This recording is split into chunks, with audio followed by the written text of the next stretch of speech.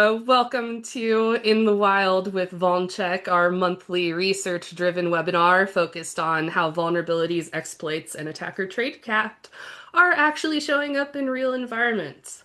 Uh, each session, we're going to go through VulnCheck research, exploitation intelligence, and live detections. But this month's webinar, we are going to be diving into our research reports, which excitingly launched today. The VulnCheck Exploitation Intelligence Report. Very exciting. Caitlin and the team worked very hard on that.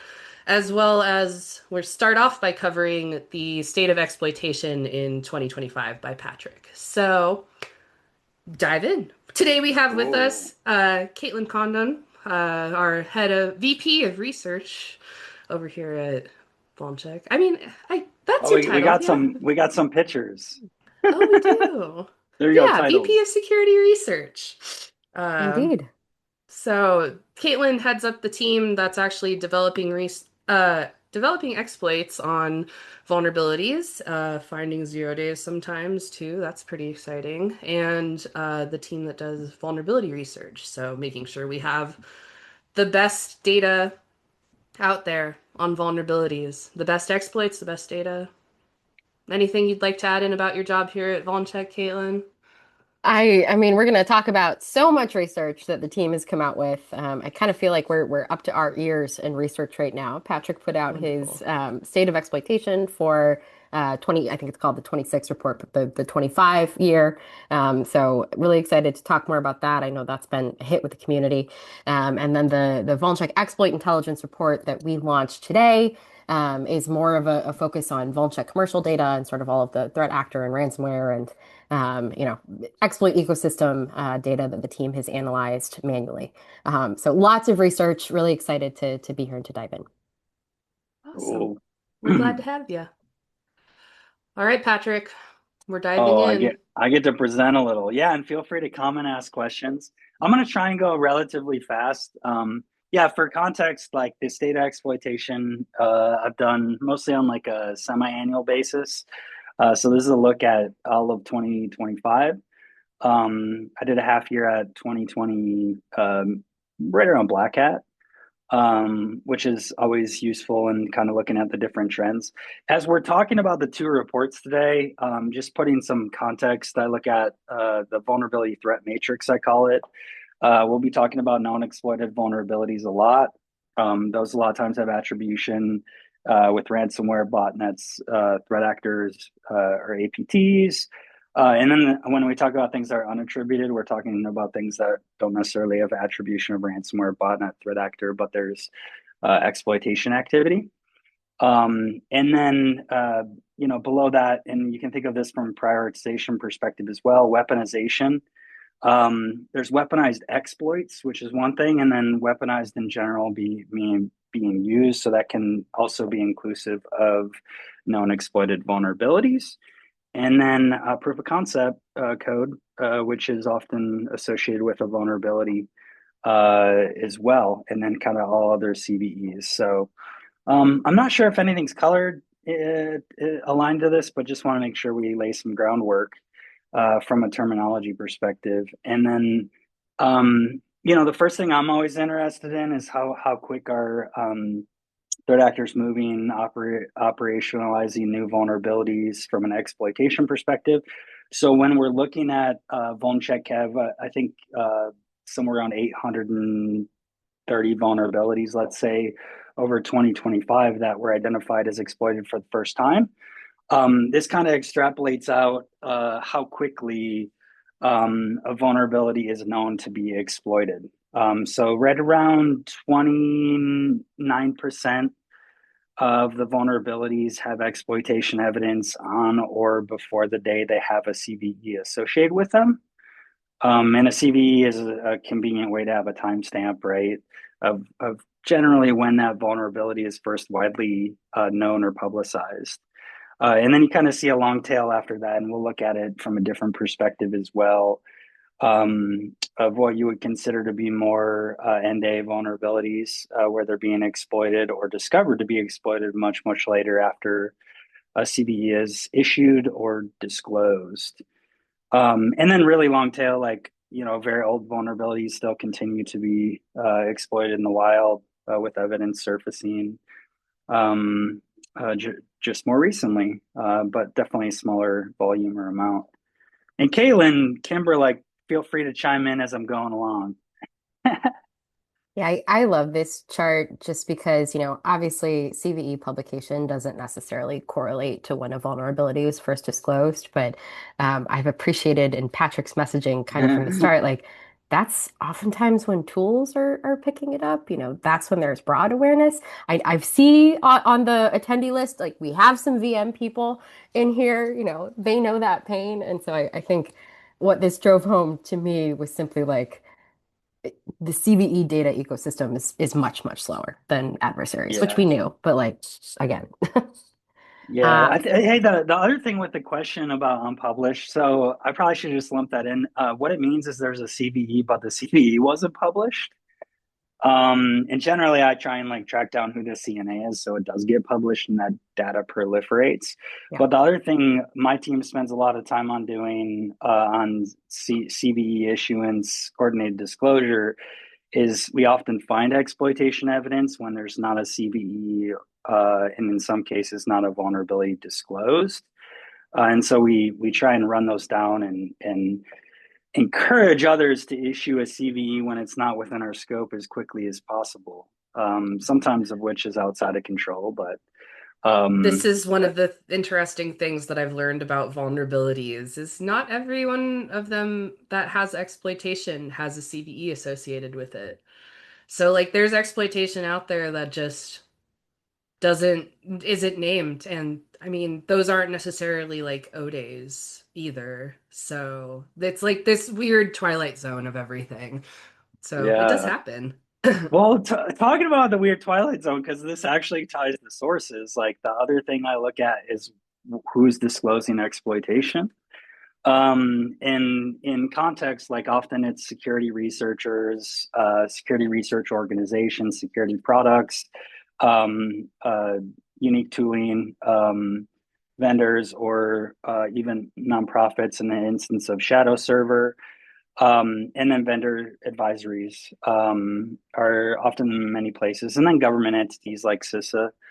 But yeah, one of the things I try and keep an eye on is like who first disclosed. But interesting story tying to our backstory, like Shadow Server, their circle is the largest. One of the things, and you'll see us issue CVEs that say Shadow Server saw this in the wild. One of the projects this year that was pretty cool was actually spending time with Shadow Server on a ton of vulnerabilities where they were seeing exploitation, but there is no disclosure of the vulnerability or there isn't a CVE issued. And so we probably ended up issuing like somewhere around like 40 or 50 CVEs in partnership with Shadow Server, which was, pretty cool experience just to see like, hey, yeah, people are actually using these things. And unfortunately, downstream, there's very limited visibility if these things exist in customers' environments. And so that, pretty cool to be a part of collaborating with them as well. I think that Um, bubble, if you go back to the bubble in general, I get a lot of questions from people of like, how do you start to build a threat intelligence program that is effective? And I think like this bubble is an excellent reference graph for like whose research can I be following in order to like start developing a feed of information. Because like I see the hacker news as like one of the smallest bubbles in here. And I know that yeah. one of my information sharing groups, like they always post hacker news articles as like their reference of exploitation, but there's all of these vendors, and you don't necessarily have to be buying their products to like follow their blogs and see like that they're reporting exploitation in the wild. So Yeah, there's that's two things I forgot on this chart, which I you kind of emphasized that I'm just realizing. Number one is like we're doing all this collection in VulnCheck Kev, so like you can get access that way to go check out all this stuff. You can set up alerting as well with email and Slack.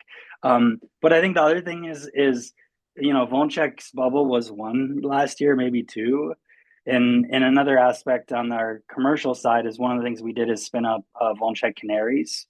which are real vulnerable hosts, and then detecting exploitation on those vulnerable hosts of specific vulnerabilities. So that's one of the reasons why that bubble has increased substantially in size as well with some of the discovery work we're doing on the exploitation side. So pretty cool.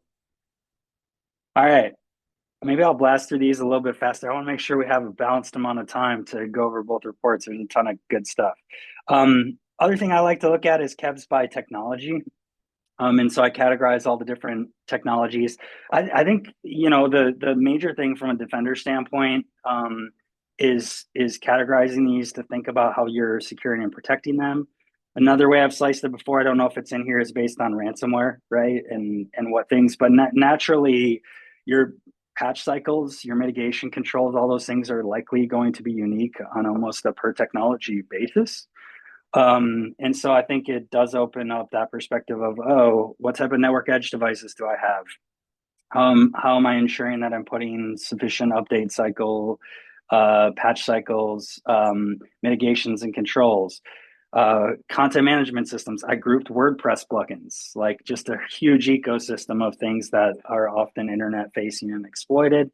And you can check, I think this chart is in the blog post as well. But also common things that are being targeted by ransomware, operating systems, file sharing, backup applications, virtualization tools, that sort of stuff as well. And then much smaller areas like the browser is pretty much, Google, but very hardened if you keep it up to date, which is great.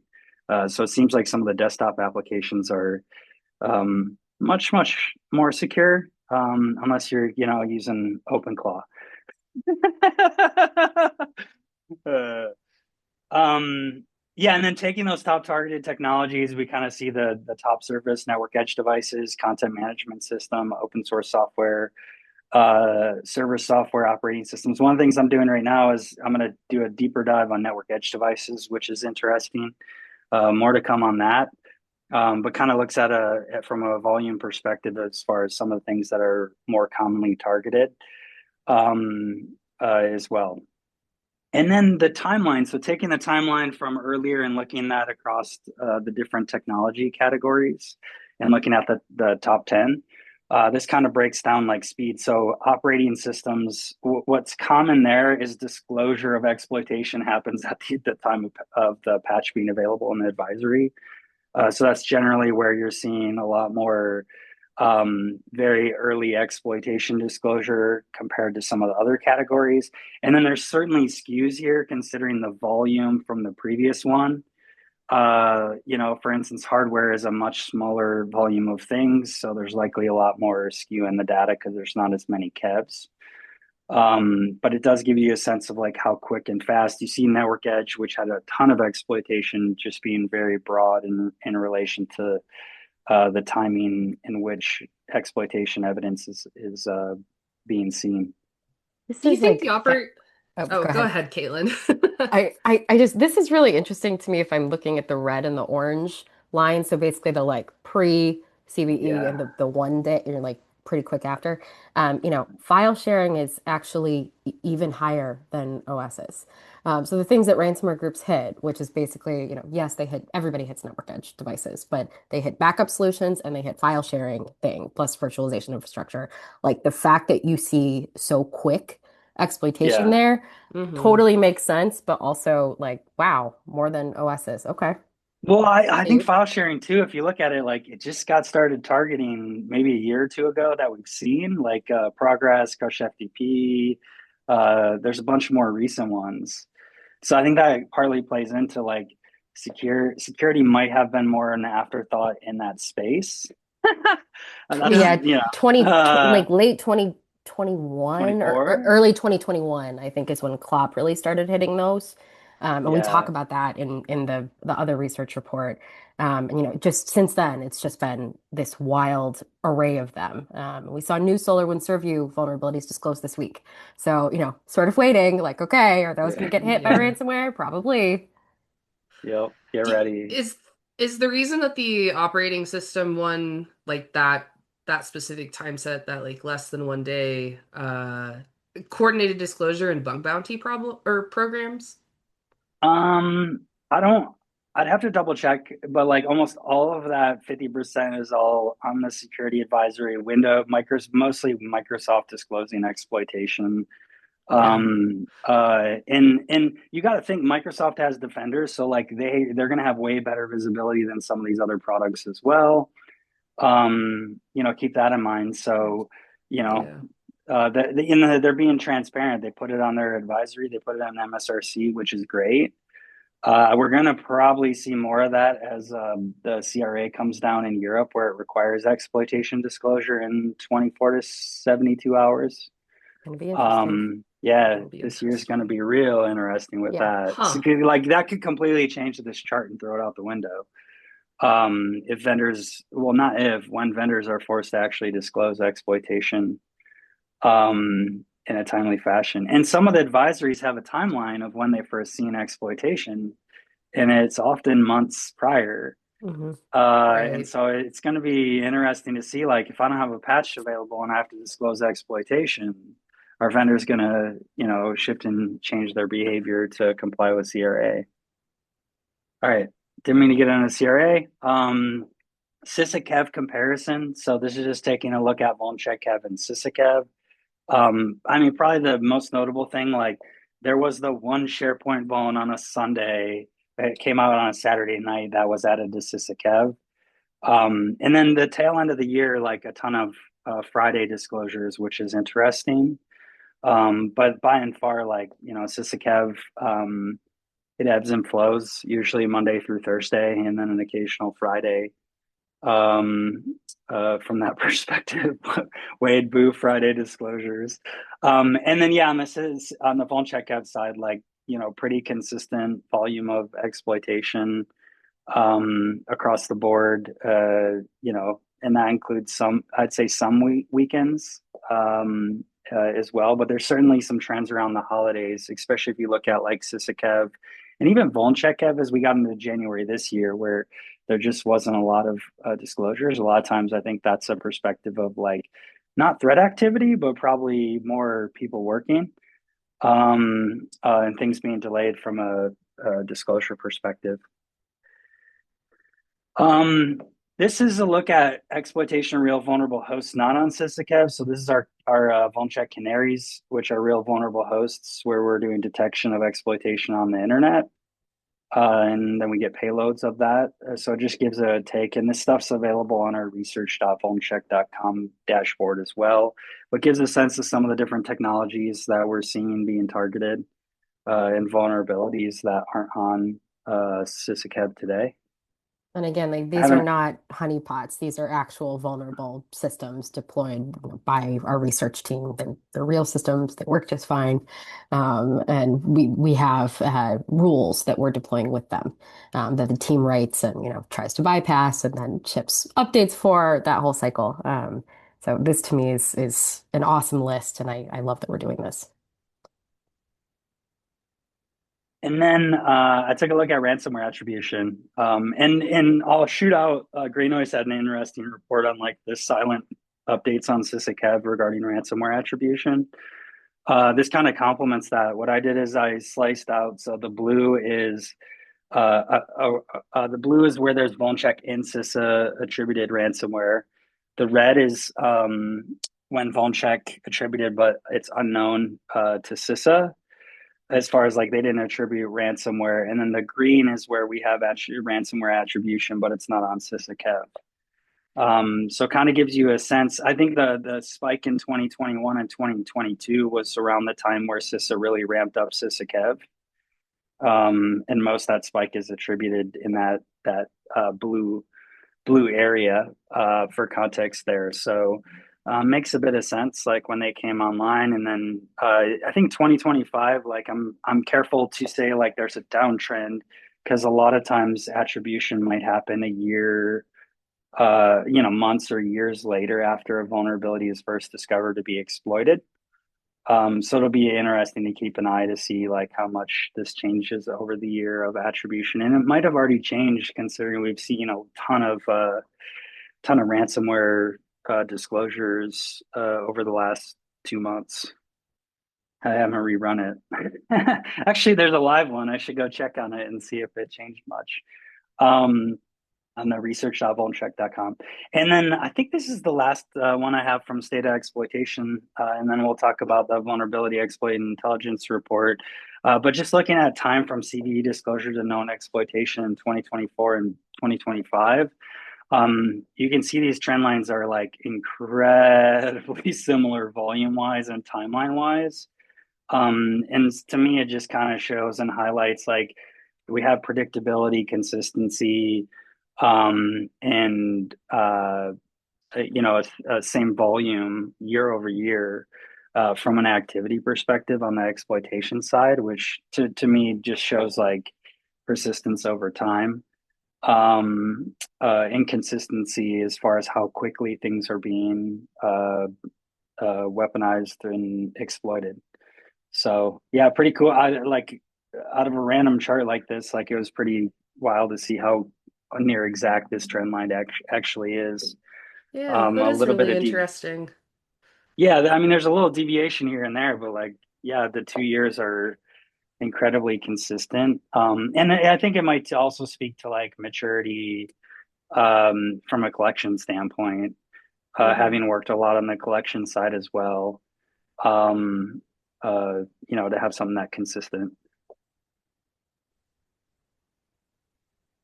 Awesome. Okay, now we're gonna hop into. Was there anything else before we hop Yeah. into the VulnCheck exploit intelligence I report? I figure maybe we would just answer Fabio's question from the chat. Totally understand, it can sometimes be difficult to understand the difference between honeypots and something like a canary system. Many honeypots they might be, something deployed with like services on every port. You get past that sort of initial layer and there's not really very much there. This is just actual vulnerable software. We're just deploying software, real software. It works. It's one system. When we might, catch blind scans or exploits that aren't targeting that software. We're not going to call that exploitation because it's not a real functional exploit hitting a production system that's triggering a rule written for a real functional exploit by a human team who's good at it. So essentially, like, there's no difference between a Docker container that you're deploying in your real environment that, oops, gets exposed to the internet, and what we're deploying for canaries. So it's narrow and it's deep, that we're catching real world exploitation for specific software, for specific CVEs with high confidence. It's not, broad and we're trying to catch everything out on the internet. Although, of course, things that we do catch, we might write new containers and new rules for and new exploits. And only then would those things be considered like, okay, we caught a real exploit that we already know functions, and that, we can see post-exploitation behavior for and all of that. So basically, it's Yeah. just real software at the end. Real software with the goal of post-exploitation Hmm. in mind, like getting those full exploit chains Right. specific to certain CVEs or certain devices and how attackers really interact and like what variations do we see on exploitation? There's not just one exploit all the time. No. Sometimes there are many. Yeah. It's It's a like, very oh, look. predictable pattern as well. And the team will have to go and write rules for four more variants and redeploy that. And, Hmm. anyway, so hopefully that clarifies. Totally understand the question. Sweet. So yes, we released a new report today, the 2026 VulnCheck Exploit Intelligence Report. This was written by a subset of our research team, including our CTO and one of our lead exploit devs. It looks at a lot. It really looks at the full scope of VulnCheck threat data. Of course, we look a little bit at some of the vulnerability data from 2025 as well. But for the most part, we're really trying to dig into, where were exploits being deployed? Where were they coming from? What does that exploit ecosystem look like? How, truthful or accurate, I guess, is it? And the answer is not very. Who was exploiting what? Which types of vulnerabilities were getting hit? What types of target devices? There's a lot of data in it. So some key findings, of course, the obligatory CVE overview, 48,000 plus CVEs issued last year. About 40,000 of those, unsurprisingly, were for 2025 vulnerabilities. 1% of those got exploited. So we're really trying to look at newer vulnerabilities in this report because we're trying to answer the question of like, all right, kind of bleeding edge, new vulns are coming out, attackers are doing their thing. What does that look like in practice? If we're really trying to keep up with the latest in exploitation, which is part of VulnCheck's purview, right? And so, I've seen a lot of different figures for the volume of CVEs that actually get exploited in the wild. This was helpful because now we sort of have, all right, whatever other numbers are saying, this is our baseline. It's 1% of new vulnerabilities in 2025 got exploited by the end of the year. Of course, that will rise over the next few years. We know older vulnerabilities still get exploited. Our team, and when I joined VulnCheck, I thought, this is insane. But now I think, oh, thank goodness we're doing this because it's necessary. Our research team actually manually reviews exploits on Git forges and code sharing platforms and in blogs and all of that. So, we're not just intaking every single exploit and saying, here they are, they're all valid. We're rejecting a bunch of them. We're categorizing them sometimes into like, this is fake in AI, this is backdoor, this is obfuscated and malicious. That layer of manual validation, like I've never really seen before, and it is so necessary. And I think that's really been a change in the last year or so. And so we looked at 14,422, I believe, exploits for 2025 CVEs. So more than a quarter of 2025 CVEs had exploit code or public, vulnerability details enough to build an exploit by the end of the year. That's a big uptick from That's an 2024, insane number. right? A quarter. So like how many, of course we know that many, many people are still using CVSS as a prioritization mechanism. But like for a lot of folks, the intel they were relying on was it's POC or GTFO, right? Like once something has a public POC, oh no, it's emergency time, we should patch. That is really no longer a viable risk signal, or at least it's not going to be one for that much longer. Well, and the sysadmin who says I'm going to download this POC and run it in my environment to see if we're vulnerable, no longer a valid mechanism to determine if you're safe or not. Judging by the reach out I had in the past year of, hey, we got ransomware from doing this. I Okay, you can look up where I used to work. I'm not gonna, in my prior job, In a prior there, life. right, in a previous life, if anybody remembers that Felina Microsoft vulnerability, it was Yeah. like a Yeah. document-based, basically social engineering attack. Our MDR team at the time started seeing all of these detections for this, and like the research team looked at it and been like, this is a social engineering attack. Like, we're not going to go nuts over this. Turns out every single detection was a customer running it in their environment. There was not a single Uh-huh. adversary detection in there. It was all just people Uh-huh. running Oh malicious my behavior. gosh. That's wonderful. And Anyway, by wonderful, I mean terrible. I mean, like it was nice that it wasn't actually being exploited, but we were like, guys, Right. please. Yeah. Sorry, Patrick, let me just finish up that slide. I'll get Oh, to you're you. good. Sorry. Um, we're all, a little bit obsessed with China right now. There's a lot of industry focus on it. There's a lot of public rhetoric that's focused on China. Unsurprisingly, we saw a big uptick in China Nexus exploit attributions. Some of that probably is down to increased activity. Some of it is also just this is what we're focused on as an industry. And finally, more than half of new ransomware CVEs in 2025 were O-Day. And we look at stats like that because ransomware thrives in secrecy. It's continuing to thrive in secrecy. I think almost a third of known ransomware CVEs from 2025 still have no public or commercial exploits. And some folks may think that's good, but ransomware groups are still using them, and defenders don't have that information. So I would argue it's not. Yes, everybody loves a list. So we made a list.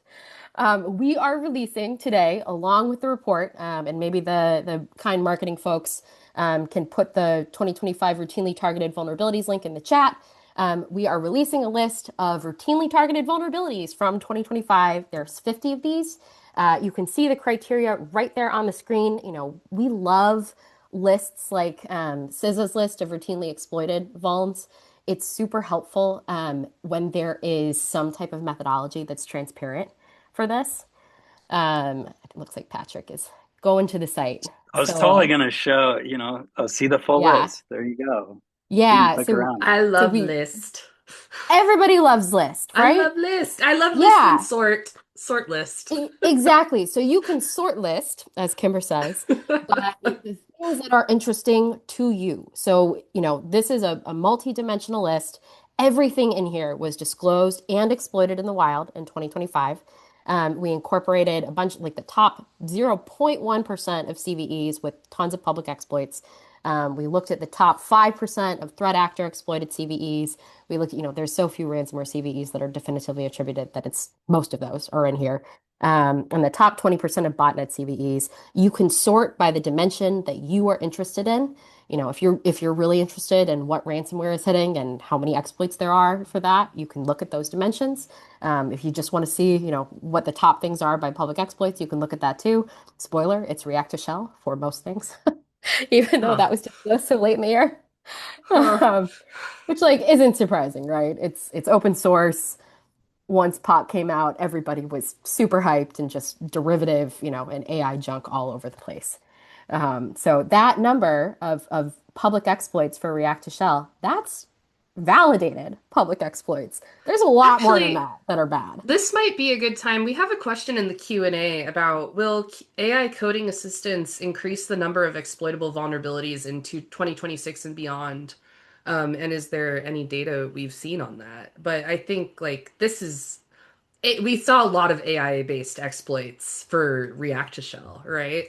We saw a lot of AI, either AI generated or AI assisted exploits. I don't know that we saw any to start with that were functional. And I'll talk about this a little bit later, but like that does some real damage that maybe folks aren't thinking of. Um, I, I think the AI generated code question is a good one. Like, I believe, yes, we probably will see an increase in the number of exploitable vulnerabilities, but this is just anecdotal. What our team is seeing in a lot of the exploits coming in and some of the research they're doing is that, AI code, well, there will be vulnerable code, vulnerabilities will be reported, they'll be fixed, and then the AI will reintroduce literally the exact same vulnerability. So, like, I don't really know right now how that's going to play out in volume because to Hmm. me, like the team has looked at some of these and gone, it's literally the same vuln. Do we even call this a separate CV? Like it shouldn't be, it just wasn't fixed to start with.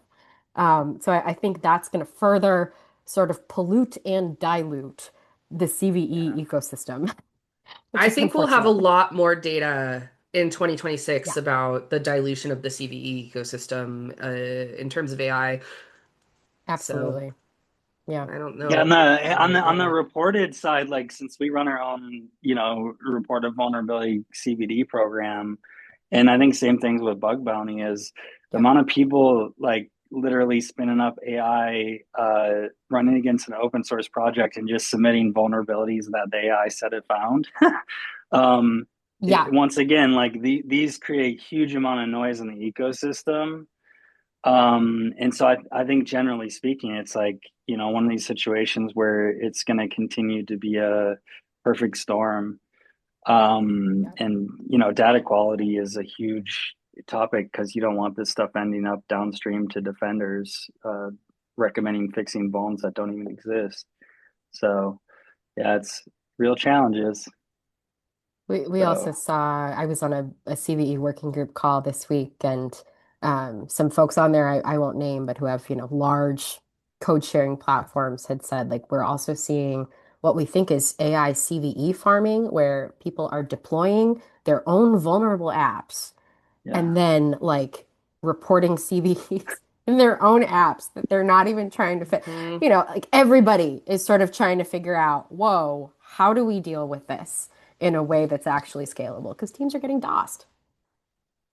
yeah, real reality. And then view of a visual view of some of the different vendors and products, top routinely Yep. targeted. Yeah, in the routinely targeted list. This is not meant to be a top-down 1, 2, 3, 4, 5 hierarchical list, other than basically React to Shell, which is at the top of most things. And so I like that this is a circle. It depends on what you're sorting by, what rises to the top. Hey, So one thing I will comment on is the ones that are at the top are the ones also disclosing exploitation publicly. well Um, said. That's like true. yeah, and so I, especially Microsoft, right? They've been doing it for the since like 2001, 2002. I've read every single one of their disclosures, but like yeah, a lot of vendors don't tell you. Yeah. And so there's a big disparity in volume as well of things that rise to the top when you're Hmm. looking at some of the different data sets as well. So Yep. Absolutely. Yeah. See, I'm I not. mean, go ahead. Oh, I was just saying, not trying to defend anyone, but I think that's a real aspect or reality from a signal perspective as well. It for sure is. That's totally fair. We are grateful to anybody who does what I believe is the right thing, disclosing Hmm. exploitation. So, again, one of the things we were kind of trying to tease out here was, well, who cared about what? Are the things that are the vulnerabilities that researchers cared about and we're developing a lot of public exploits for, are those the same things that ransomware group cares about or that, state-sponsored threat actors care about? And we do see some overlap, that middle section there, obviously React to Shell, Tool Shell, SAP NetWeaver, every single year gets hit, pretty heavily. There's usually at least one major vulnerability. The Oracle e-business suite vulnerability, sort of the original one before there was a second one as well, from late last year. These were the things that had, threat actors and ransomware groups and sometimes botnets and lots of public exploits. The whole world cared about them. I think, I'll sort of point out again in the ransomware quadrant here, there's not a heck of a lot of overlap. A lot of these bugs have been used by multiple ransomware groups, not just one, or there's been, multiple ransomware incidents plus at least one named attribution. And there just aren't a lot of public exploits for many of these. And again, I know there's lots of different opinions about offensive security tooling and public exploits versus private and all of that. Um, but I'll just point out these are still getting used. They're still getting used today. So in my opinion, it's not super helpful that the industry doesn't have more insight there. And obviously we want to change that wherever we can. Um, yeah, probably a good place to jump in. So the changing exploit ecosystem, we're sort of talking about this already. Patrick, if you want to go to the next slide there. Thank you, sir. So 20,000 plus exploits that we curated, more than 14,400 for 2025 CVEs, more than 10,000 2025 CVEs had exploit code. So 26%-ish of that total number, which is wild. 248 of those were weaponized. So you see, I can't even like visualize the triangle that goes down in a mathematically correct way because that, bottom bit is so small. Um, and you can see over here, we're sort of breaking down. So all the exploits that we went through in 2025, what were they targeting? And the vast majority are targeting new CVEs. That doesn't mean that all of those were functional, but we were trying to do some layer of validation on them. And this number is going to keep going up and up and up. And I don't know how most organizations are going to handle that since that was one of their sort of main intel inputs is now there's POC. Okay, now we have to pay attention. Patrick, if you want to go to that next slide. Yeah, I just liked this. So I I took some really like this. this is a real Kindle book, a collection of dream poems. I'm sure it's not slop. I'm sure it's very good, but it was just such an appropriate image that I had to commandeer it. Very good. Credit to the author, Jeremy McEwen. I'm sure your book is lovely. Unfortunately, the collection of dream POCs is not lovely. No. During one of the things we talk about in the paper is during React to Shell the first couple of exploits that came out, particularly that very first one, it was really difficult to tell that they were AI generated POCs, that they weren't actually going to function.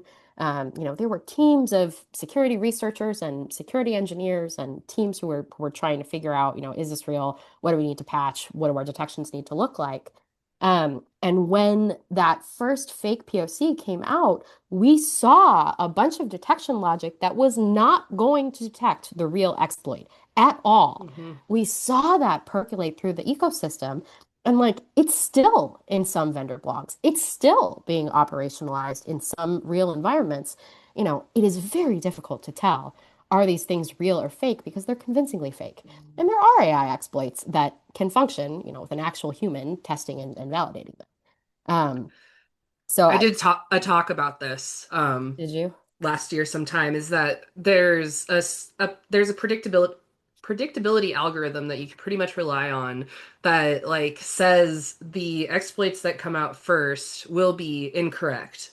Like at least 90% of the time in these like big emerging threat responses because of the rush to be the first. Yes. So there's like this Yes. sliver of information that's like, well, it's on the right track. I think it's all like very, there's a subset of those two things too, where it's like there's some that's just pure slop and it's like malicious slop. And then there Hmm. is, this is good enough to get out the door to say that we're the first.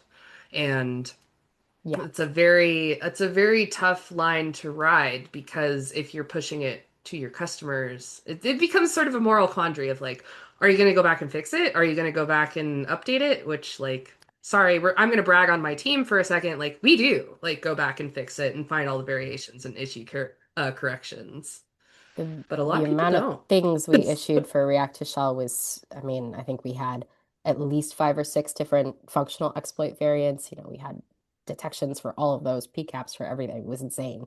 But it Yeah. was necessary. Um, so essentially, I think what we're saying here is we're seeing a lot of it now. It's probably only going to get worse. POC is still a risk indicator, but now it's more an indicator of a different kind of risk, which is like if you're writing detections based on these early POCs, if you're assuming they're specific vulnerable code paths based on these fake POCs, it's hard to tell when they're fake, and that's going to give genuinely harmful security strategy because it's not protecting you, and you think it is. So lots to come here. We got to figure out some fixes. Hmm. Like everybody's sort of scrambling. Here's where to get it. But the both the routinely targeted vulnerability site is public, and then of course the Intel report you could download there. Do And we note, will be sending these out afterwards as awesome, well. great, Cool. cool, right Yeah. on time. We did it, team. Wow. Good job. Do we have any Uh, questions? There's quite a few yes. people on, throw it Please, out there. please give us all of your Oh, questions. kickflip. You have to ask at least two questions about what you just learned in order for Uh, Patrick to do a kickflip. I can't do a kickflip. I You can't. That's You like got to can't. give the people what they want, uh, Patrick. wait, am I on motion? No. Yeah. Well, Okay, kind I of. here's the terrible thing Oh is no. I'm wearing snow boots and I have a skate. The only skateboard I have in here is like a semi microboard, so I will try. I We didn't getting actually mean good do it. questions yet? Oh no, it's No. okay. It's No, We okay. don't we have any good haven't. questions yet. We don't. I mean, I don't think you have to do it because the people have clearly determined they're experts on exploits. So I Can you think see that? Can you see that? Sorry, this is so bad. yes. It Yes, was I can asked see of me. it. Yay. Uh, the exploit intelligence report, I did not expect to have so much in-depth analysis of the different threat actors. I thought that was a very interesting insight on everything of just like being able to, I don't know, have that data to like just say, here's how their actions affect the landscape as a whole, too. Our CTO actually wrote 3 of those 5. I did the ransomware ones, but I mean, and our CTO is brilliant. He's been a researcher for ages. He is a top tier hacker, ex-gov, all of that good stuff. And he did a deep dive on Earthlamia, which is a China affiliated threat actor, Romcom, which is Russia affiliated, and then our old pal, the Rondodox botnet, which has been going ham this year, unlike basically every other botnet. So really interesting, some good stuff if you're into threat actors. Sweet. Well, thanks for There's joining Awesome. us, everyone. Well, wait, Yeah. wait, wait. There's a question I in the got one chat. more. Um, time from CV to exploitation. More detail. Oh yeah, so Oh, you're talking about more like CIS's guidance on critical. And this is actually interesting because I did I publish this yet to our Jupyter notebook? I haven't, but I actually, if I can pull my code up, hold on a second, because I'm totally gonna geek out on this one. Sorry, I won't hold us for By too all much longer. means. But how did I? There we go. Yeah, so like you're asking about the window of like you have 14 days to patch if it's CISA. Um, when we're talking about the timelines, so the one angle I was talking about timelines is how quick that CVE and exploitation evidence is available. And then there's another aspect of when it gets published to CISA-CAB. And so this is for 2026, not 2025, because people keep on asking, like, how much faster are you? When are you getting visibility into exploited vulns that land on CISA-CAB? And so this matches out and will update daily once I actually ship it, to where it will show you every time a new CISA-CAB gets added, when the exploitation evidence that we have was first disclosed and when it got added to VulnCheck CAB. So like in this instance, I don't know what the original timeline is. I cut it off in January, but like there was disclosure of this CVE 2025 49113 sometime likely in 2025. So you have a lot more time, when you're leveraging VulnCheck in getting visibility, not on all things, but generally I would say on most things. My guess is this is Patch Tuesday, like 6 in a row that are both on CISA and VulnCheck have on the same day. But I think that might answer your question. Oh, and then there's a question about less than 1 day is meant. Yeah, like the term 0 day, I think can be interpreted a lot of different ways. So generally, I just stay away from it. And since I'm using CVE disclosure, like 0 day isn't necessarily 1-to-1 to publication of a CVE.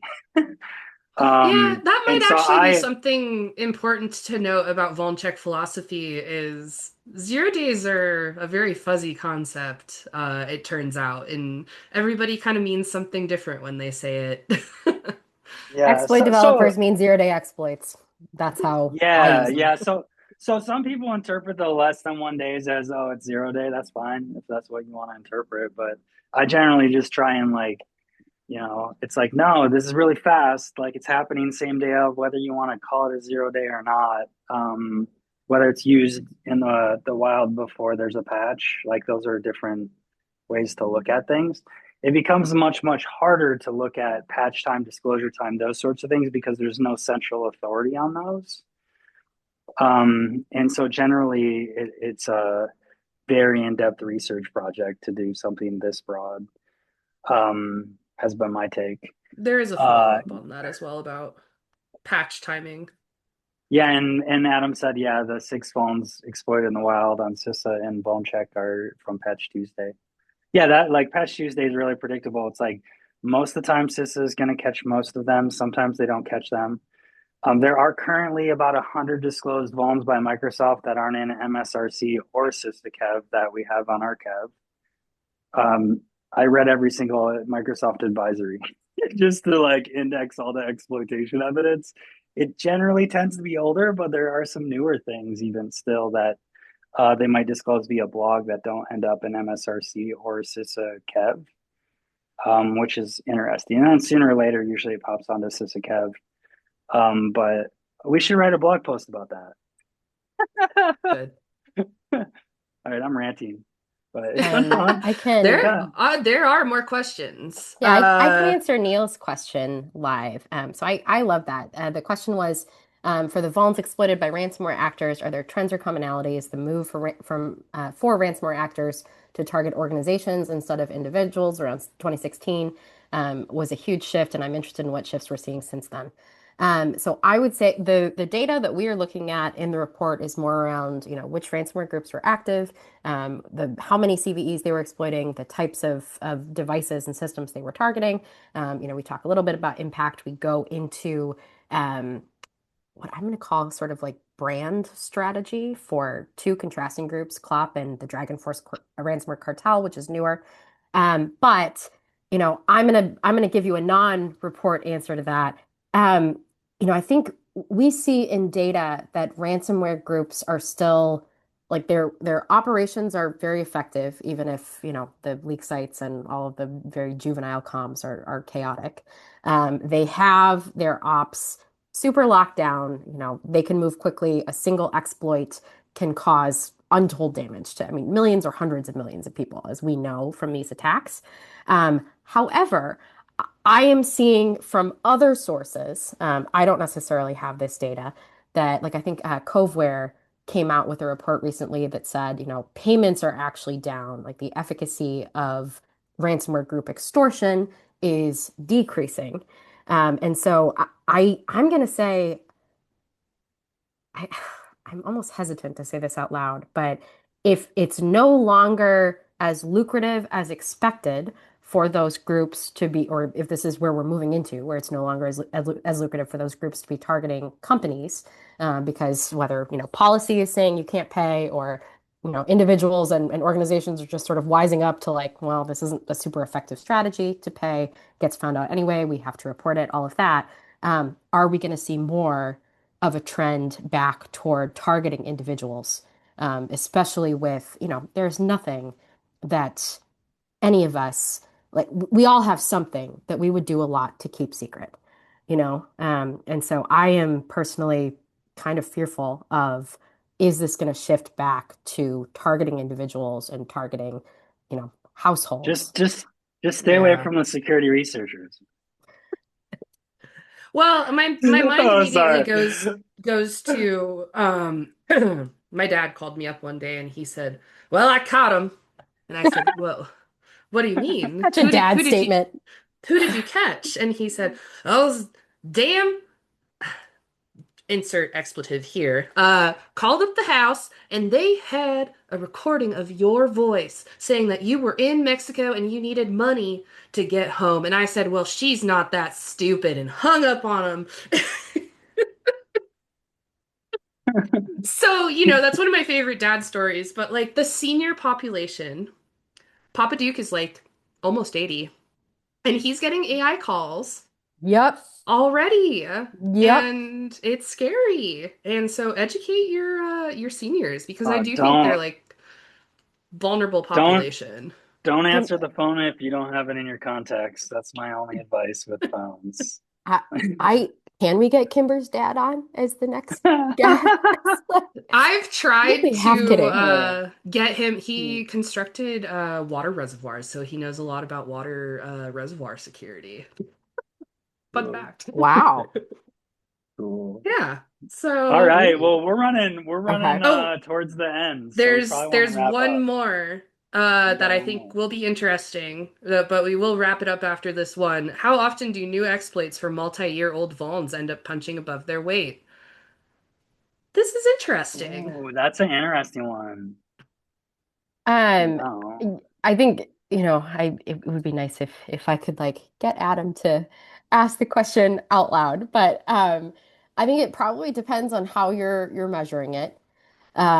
We have a recency bias, and so humans tend to be focused on the latest thing a lot.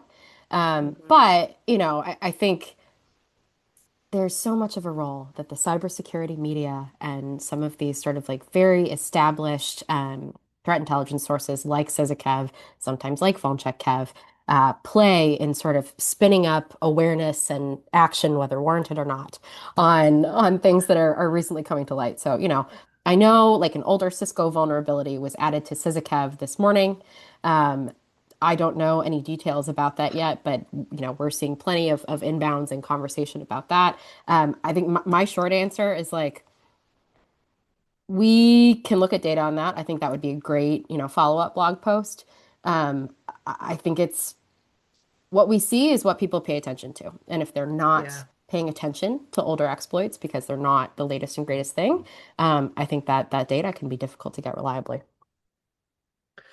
Yeah, and I think also there are still very, very old systems on the internet, and if you Yes. can compromise one of those systems and live on it in a new and interesting way, that's where the value is. So you could see that as a host for something else. Oh, So Well, you're there is a reason the federal government and CISA just issued a binding directional operational directive to yeah. get rid of end of life edge devices. Like, it's yeah. sad that that has to Yeah. be said out loud, but like, there's a lot out there. Yeah. And they're all Because part of while botnets. Yeah, Yeah, exactly. While they're not necessarily like hosting the high value information, they're hosting botnets. They're like just little hideaways to hide out in. And I love that part of like the internet infrastructure, like all of these ancient like abandoned systems that like are just home to who knows. It's like a spider's botnets. nest. Like what kind of spiders are you gonna find?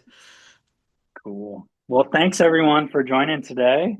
Yeah, and We thank do you this so much for on, the engaging conversation. yeah, Yeah, it's been thank you fun. all. Yeah. Thanks, Um, Caitlin. you bet. Thanks for hosting, guys. We'll see you next. Come back. Come back again. We'll see you next Yes. time. Last Wednesday of the month, every month, we will be here. We're actually gonna be at RSA next month. So if you Yeah, want it to should be hang out fun. with Patrick and I at RSA, I don't think Caitlin's gonna be there. She's running far, far away from RSA, but let You us guys know. got it. You guys are more fun than I am anyway. So, We're gonna have a blast. We're gonna Should be a be fun. menace. Should be Yeah. fun. I'm gonna try and stay out of trouble. oh no. And Later. yes, we will send out a recording of this afterwards. Otherwise, you can point people to that registration screen, and I believe it will have a download after today. Okay, bye. Bye forever. Bye.